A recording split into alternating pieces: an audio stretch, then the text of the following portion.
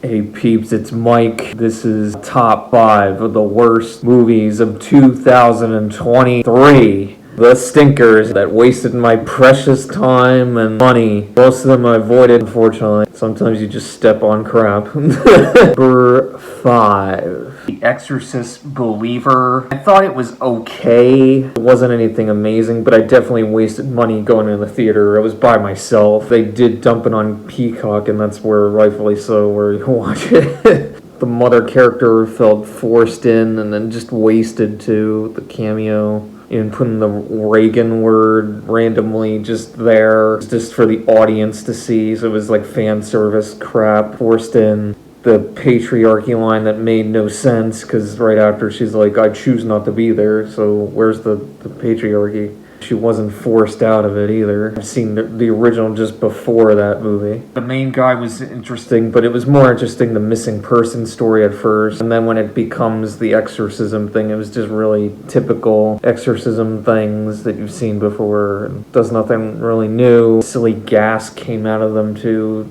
Towards the end, Satan gas. And it was copying Halloween. It was the same guy who did it, David Gordon Green. That mother character, again, it makes no sense. Why would she be an expert? Because going off on the original, she left and didn't want anything to do with it. It makes no sense. And then all of a sudden, oh, no, I know how to do it. And she tries to do the exorcism. And of course, it goes as expected. She get her eyes gouged. It's lame. She's just rendered pointless and worthless character. Just in the hospital like they did with Laurie, the Halloween Kills, so the survivor thing. They were doing the same thing and she was an alcoholic and having problems with her family. It would have been better if it was just a missing persons movie. Number 4, Peter Pan and Wendy. I hate Disney live action remakes, but someone at work said you should check it out. And this is the time I had Disney Plus. Checked it out, and unfortunately, I wasted my time on this one too. So I never watch it again. Thank goodness they didn't release in the theater, because it's definitely not movie up to that quality or standard. Tiger Lily, they made her a badass warrior, and I was fine with that, but she was pretty much an afterthought. And even the Native Americans, you represented them well, it was all good, but they're barely in it. They're like in 1 second family. They show them once in the tents. That's an original. They had a whole song and everything. They're more in it. Disney messed up on that. Yeah, you represented them, but they're barely in the movie. Good job. Way to go, Disney. Yeah. The awful thing with Wendy, female empowerment, was awful. When she should be saving her family. In the scene too, that's the whole point. She's going to rescue her brother's family. That's what it's about. And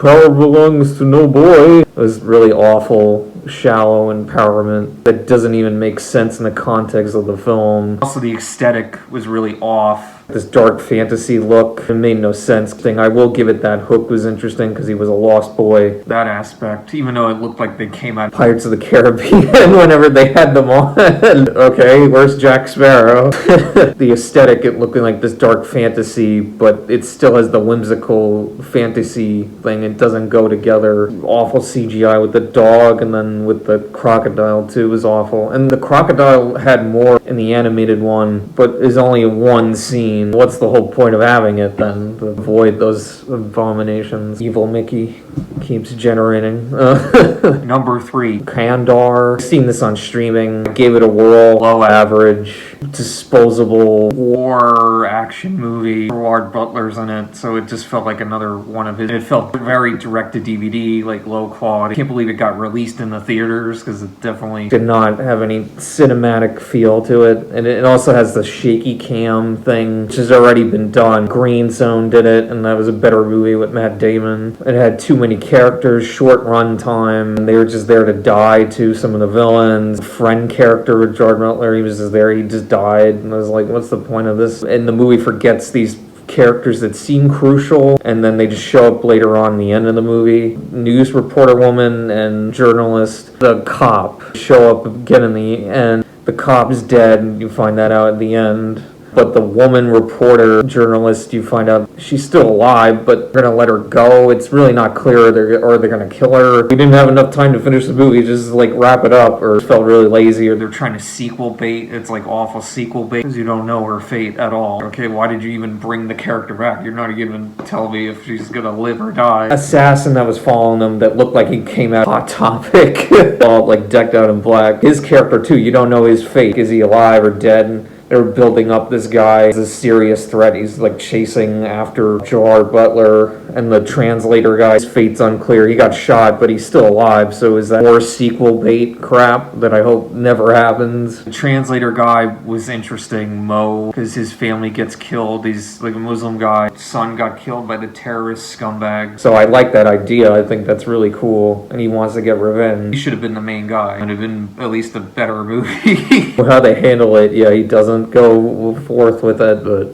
because of his religion, like the best part of the movie, definitely not good. There's too many characters, and then just a short runtime. Direct-to-DVD crud. I can't believe it got released in the theater. There's better war movies to watch, like The Red Thin Line. Number 2, Shazam! Fury of the Gods. And this is another one I saw alone in the theater. I like superhero stuff. I love that stuff. Comic book. I like the first Shazam. Was good. It wasn't the greatest thing ever. Be like good as the first. Nope. And I felt insulted too. Just, it was some really lazy things in this movie that I just, product placement. Definitely that's one thing that I said right back to the screen because I was so insulted. Like Gatorade and Skittles. Lucy Liu, the villain character, saying, "What is this Gatorade?" And I'm like, it's product placement. And it's a shame because she could be a badass, and it seemed like a good thing. Okay, you got her as the villain. She was good in Kill Bill. They wasted her with bad writing. It's just typical villain. I'm bad guy. Mwahaha. It was cool with her riding on a dragon too. A lot of cliches in it. The city in peril. Oh no! And then the Faceless Army, and then the CGI monsters.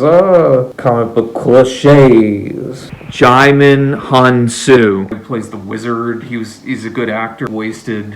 He had some funny parts. Shazam too, the main character. He's in it more than the Billy. Billy was in it more in the first. The kid's barely in the movie. He like shows up like at the end. Oh yeah, I'm a thing, remember? Like him and his mom character moment. Like half-assed his whole thing. He has like trouble with leadership, but it goes nowhere. Where's this arc? Some funny humor things. Another really lazy thing in the movie, exposition dump. First exposition dump when they're in the Shazam lair, and it's just him looking for the phone. The villains.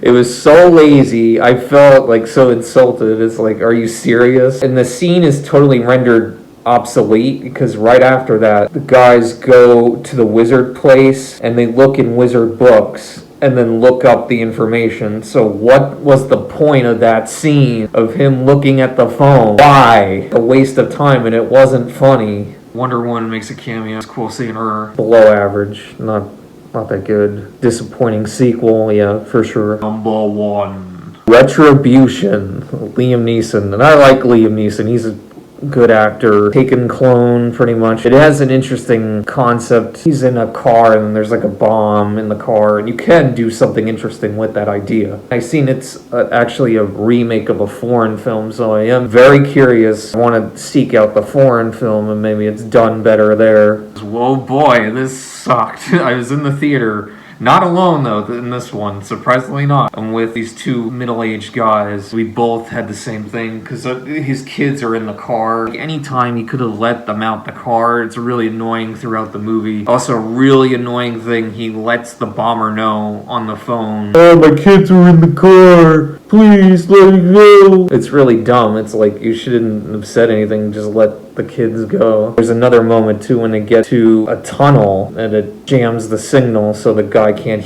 know what's going on. The bomber can't know. There's no signal. Yeah, let your kids go. This is the perfect opportunity. Let your freaking kids go. And he doesn't. Wow, you freaking moron. It's so annoying. And it just become taken towards the end. Of course, you find out the villain is someone who he worked with, and it does it for money. It's so stupid because the villain stays in the car with him when he has the remote control to bomb the car. So why would you get into the car with him? That doesn't make any sense either. Why would you get into the car? You should have just stayed out there and then just blowed him up and he's dead. That's it. And the villain would have won. It tilts the side of the car or something on the bridge. It's really dumb. And of course he gives out this speech. Oh, my evil plan! Ah! I've seen it throughout the whole year. Writing complaint. Give these villains a different motivation. It's always money, money, money, money, money, money. Think of something else. Person could be just crazy. Person could be chaos or something. There's like so many other things you can think of. It's not hard. People getting millions and thousands of dollars can't think of that. There's another one that fell direct to DVD. It shouldn't have been released in the theater. Below average. Pretty bad. I'm free! No more trash. This is Mike's Reviews, Art, and More. Follow me on Letterboxd. Like and subscribe. X, Instagram, DeviantArt. Take movie review requests on Patreon. $12 for a short review, and then for a full length, $22. Support the channel, $3 a month. Merchandise on Printify, coffee mugs, $15. T-shirt, $25. Stickers too, I'm selling $5. What's going on? Next video is gonna be top 10 best films of 2023. One more peeps. Have a good one. Stay with the creative stuff, do a good things out there in this crazy bad world. We need more good things. Drawing, writing, singing, acting, building, designing. We need more good things in the world. There's too much crap. You guys stay creative. Peace.